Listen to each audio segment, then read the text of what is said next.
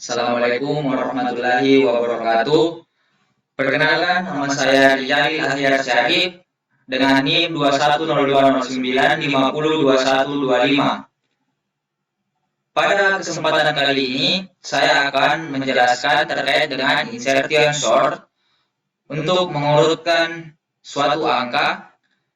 Pada video ini, saya akan mengurutkan NIM dengan tujuan untuk memenuhi ujian akhir semester mata kuliah algoritma dan pemrograman dasar. Baiklah, kita mulai. Pada kesempatan ini saya akan mengurutkan suatu angka atau suatu NIM. Saya mengurutkan NIM saya dari angka yang terbesar ke angka yang terkecil. Kita menggunakan file header include iostream.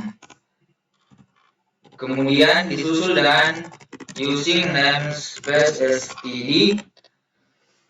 Using namespace std ini berguna untuk membantu kita ketika kita menggunakan fungsi dari file header ini seperti cout, sin, dan lain sebagainya. Kita tidak menggunakan std lagi, jadi kita menggunakan using namespace std agar std digunakan hanya sekali dalam pemrograman saja. Selanjutnya kita masuk ke dalam integer main atau inti dari suatu pemrograman dengan tipe integer. Kita mendeklarasikan main atau inti pemrograman kita dengan tipe integer karena yang akan diolah yaitu bilangan bulat, dan kemudian kita mendeklarasikan suatu variabel yaitu variabel y, variabel i, dan variabel m. Variabel ini akan kita gunakan di dalam proses pemrograman. Jadi sebelum kita gunakan, kita harus mendeklarasikan atau memperkenalkan variabel tersebut dengan tipe integer karena kita menggunakan tipe integer karena variabel ini tentunya akan bernilai bilangan bulat dan tidak bernilai bilangan desimal. Jadi kita menggunakan integer biar agar lebih mudah. Kemudian di dalam output kita menampilkan nama kita terlebih dahulu, yaitu Rizalil Ahyar Syarif. Kemudian kita inline. Kemudian karena kita akan mengurutkan NIM kita, maka kita akan memasukkan NIM kita kita akan menampilkan NIM kita di output agar kita lebih mudah untuk mengurutkannya. NIM saya yaitu 210209502125. Kemudian kita inline. Selanjutnya kita menggunakan fungsi cout lagi. Ya, jadi kalau kita tidak menggunakan using namespace std, maka kita harus menggunakan seperti ini, std.2.2 di dalam setiap fungsi yang terdapat di dalam file header iostream ini. Selanjutnya di dalam fungsi cout ketiga atau di dalam baris ke-8 ini, kita masukkan jumlah array yang ingin digunakan. Setelah itu kita gunakan fungsi sin y. Jadi di fungsi ini atau baris 8 ini kita memasukkan jumlah array yang ingin kita gunakan. Misal kita akan mengurutkan 5 angka, maka kita akan memasukkan 5 dan angka 5 tersebut dimasukkan ke dalam variabel y yang telah kita perkenalkan sebelumnya. Selanjutnya kita memperkenalkan array. Kita mendeklarasikan array dengan tipe integer karena kita ketahui bahwa array yang kita deklarasikan ini akan diisi dengan bilangan bulat. Jadi kita mendeklarasikannya dengan tipe integer. diisi dengan array Y, karena array yang kita akan gunakan itu, nilai array yang akan kita gunakan itu kita masukkan ke dalam variabel Y. Jadi misal kita menggunakan 5 angka, kita akan mengurutkan 5 angka. 5 data 5 tersebut akan dimasukkan ke dalam array Y ini. Kemudian kita masuk ke proses pertama, yaitu for. Fungsi for atau pengulangan for, looping. Kita akan melooping atau mengulangi suatu perintah sampai dalam perintah tersebut tidak dapat dikerjakan lagi. Kita masukkan I sama dengan 0, I kurang dari Y, I plus plus. Kemudian kita menggunakan fungsi cout lagi, yaitu masukkan angka ke indeks I, kemudian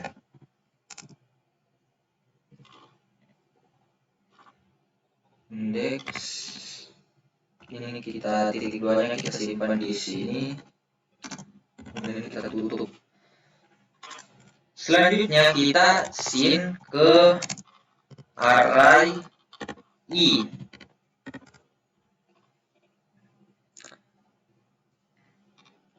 Selanjutnya kita berikan fungsi cout n-line. Kita akan membatasi atau kita akan membatasi garisnya dengan memberi satu space dengan fungsi n-line ini.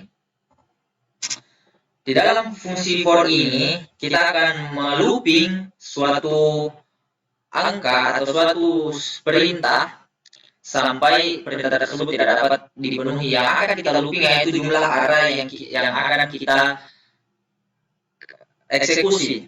Jadi semisal kita masukkan jumlah array yang ini kita gunakan itu adalah 5, dan array tersebut masuk ke dalam array Y ini 5, dan kemudian di dalam looping ini kita memasukkan angka ke indeks I titik 2. Jadi pertama kita dimulai dengan indeks 0. Maka di dalam indeks 0 ini masukkan angka ke indeks 0 titik 2, dan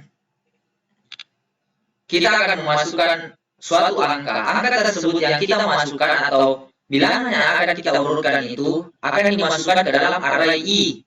Setelah itu, karena tadi kita mulai dengan angka 0, maka selanjutnya di increment, maka I plus plus artinya tambah 1, maka 0 tadi ditambah 1 menjadi 1, dan di looping sampai dengan I-nya I kurang dari Y, yang mana kurang dari 5 sampai dengan 4. Jadi proses ini akan diulangi selama 5 kali jika kita menggunakan array 5. Jika kita ingin mengurutkan 5 bilangan, maka looping ini akan diulang secara 5 kali. Jika kita akan mengurutkan 10 bilangan, maka loopingan ini akan diulang sebanyak 10 kali. Selanjutnya, kita masuk ke dalam fungsi for lagi, atau kita akan looping lagi I sama dengan 1. Kita mulai dari angka 1 ya. Kemudian I kurang dari Y, dan kemudian I plus plus.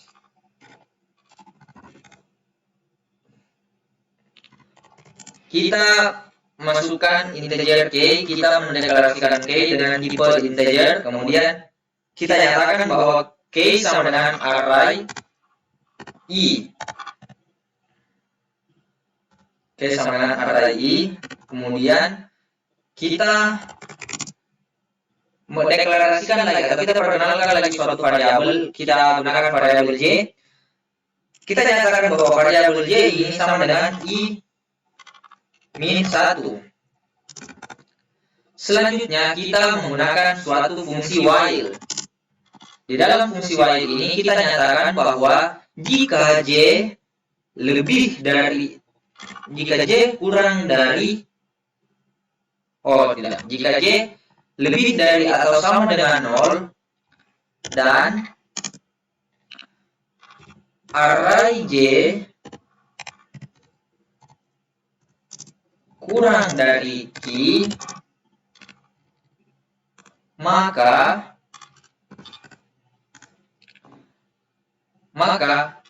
array J plus 1 sama dengan array J.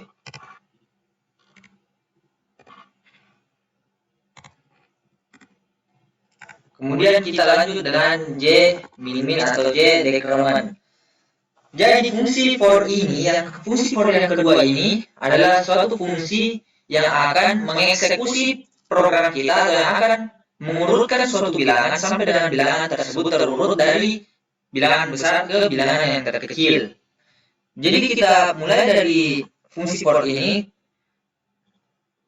dimulai dari angka 1, kemudian kita nyatakan bahwa K sama dengan array I, dan J kita nyatakan sama dengan I kurang 1. Dan ketika atau jika J lebih dari 0 dan array J kurang dari Q, maka angka tersebut ditukar. Angka array J plus 1 sama dengan array J. Array J plus 1 dan array J itu kita tukar, atau angka pada perulangan pertama atau pada eksekusian pertama, angka yang paling kiri kita tukar dengan angka yang sebelah kanannya jika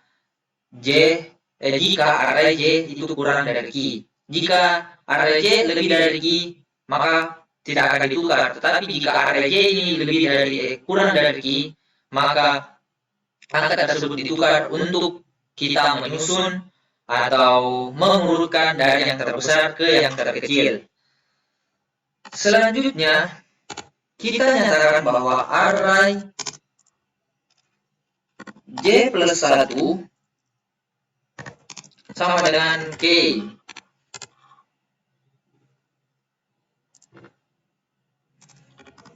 Selanjutnya, di sini kita akan menampilkan suatu proses sortingannya atau proses pengurutan bilangan atau proses pengurutan nilai kita di dalam suatu output program. Jadi kita cout kemudian proses sorting, dan kemudian kita inline untuk membuat program kita lebih rapi, maka kita hentikan programnya dan kita membuat baris baru. Itu adalah suatu fungsi inline. Kemudian selanjutnya kita menggunakan fungsi for atau perulangan for atau looping for, yang mana kita nyatakan M sama dengan 0 atau dimulai dari M0, kemudian M kurang dari Y dan M increment. Setelah itu kita berikan fungsi cout array M, dan kita akan membuat seperti ini agar lebih rapi saja. Jadi di proses sorting ini kita menggunakan suatu perulangan, yang mana jika perulangan tersebut bernilai benar, maka akan diulang sampai dengan perulangan tersebut bernilai salah atau sampai dengan M yang kita nyatakan itu lebih dari Y. Jika M-nya masih kurang dari Y, maka proses sorting akan terus dilaksanakan. Setelah itu, kita menggunakan fungsi cout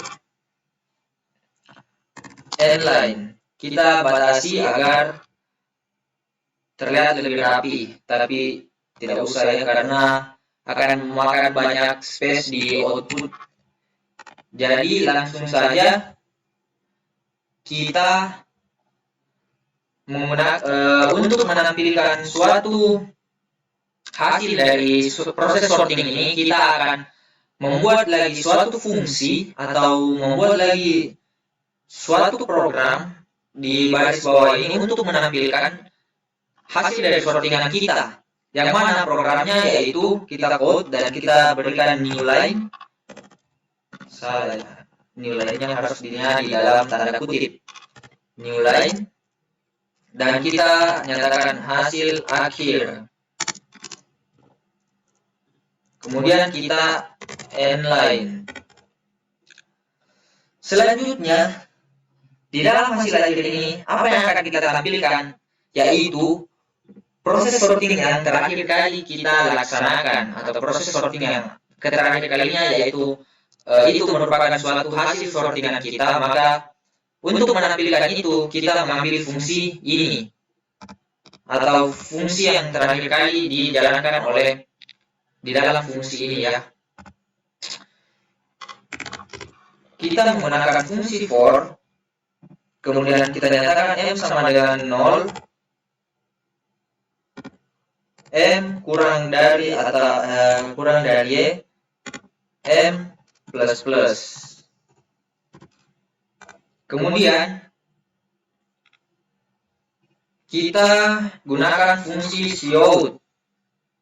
Shout array M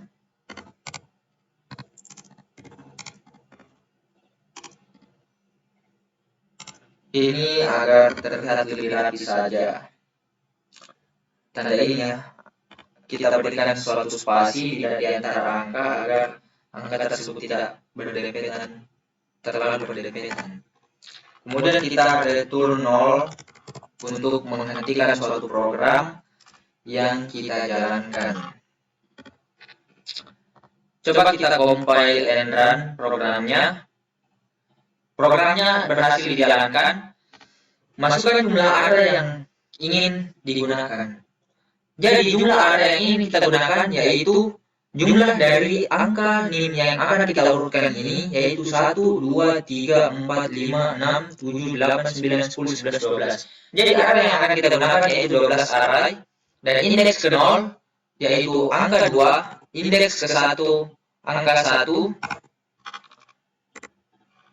kemudian angka 0, 2, 0, 9, 5, 0, 2, 1, 2, 5. Kemudian kita kurang rapi, jadi kita ulang. Sebenarnya ini sudah benar ya, proses sortingannya sudah benar. Kita ingin berikan inline di sini agar terlihat rapi, karena hasil output tadi kurang rapi menurut saya. Inline ini coba kita hapus. Bisa kita gunakan. Kita gunakan 12 array karena angka yang akan kita sorting itu 12 angka. Kemudian indeks ke 0 itu 2, indeks ke 1 1, 0, 2, 0, 1, 0, 9 ya, 5, 0, 2, 1, 2, 5.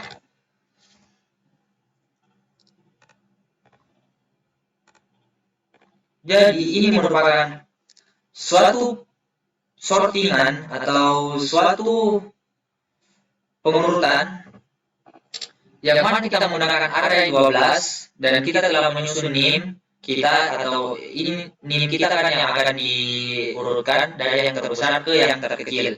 Dan dimulai dari proses sorting yaitu 210209502125 sesuai dengan NIM kita, dan berakhir di 95522221100. Hasil akhirnya yaitu 95522221100, yang mana kita ketahui bahwa hasil akhir ini adalah suatu pengurutan yang berhasil karena 9 lebih besar dari 5, 5 lebih besar dari 2, 2 lebih besar dari 1, dan 1 lebih besar dari 0. Dapat kita simpulkan bahwa program yang kita jalankan ini atau program insertion sort ini telah berhasil kita jalankan dengan mengurutkan NIM kita dari terbesar ke yang terkecil.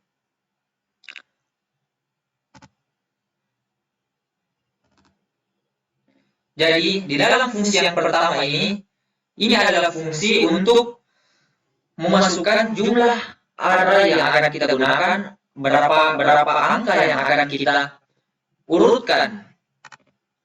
Kemudian di dalam fungsi for ini, kita akan memasukkan angka-angka yang akan kita urutkan itu. Misal kita akan mengurutkan 5 angka, jadi kita memasukkan array 5 di sini, dan 5 angka di dalam fungsi for ini kita akan memasukkan angka pertama, angka kedua sampai dengan angka kelima. Dan fungsi selanjutnya atau fungsi ini adalah fungsi yang mengurutkan angka tersebut dari angka yang terbesar ke yang terkecil.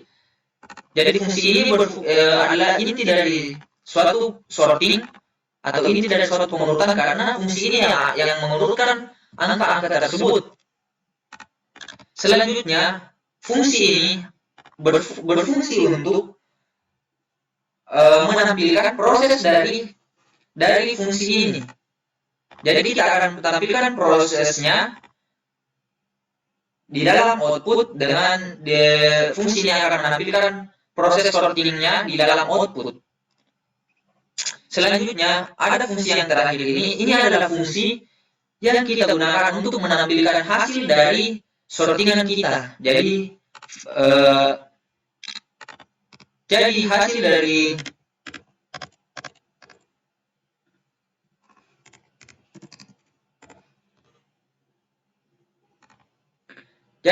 dari fungsi ini ingin kita tampilkan di output, maka kita menggunakan fungsi ini. Kita akan menjalankan fungsi ini. Jadi fungsi ini bertugas untuk menampilkan hasil akhir dari sortingan kita. Mungkin sekian dari saya, lebih dan kurangnya mohon dimaafkan. Dan dapat kita simpulkan bahwa pengurutan NIM atas nama Jadi Ahyar Syarif dengan NIM 210209502125 menggunakan insertion sort yang akan diurutkan dari terbesar ke yang terkecil itu telah berhasil menggunakan insertion sort. Demikian dari saya. Wassalamualaikum warahmatullahi wabarakatuh dan terima kasih.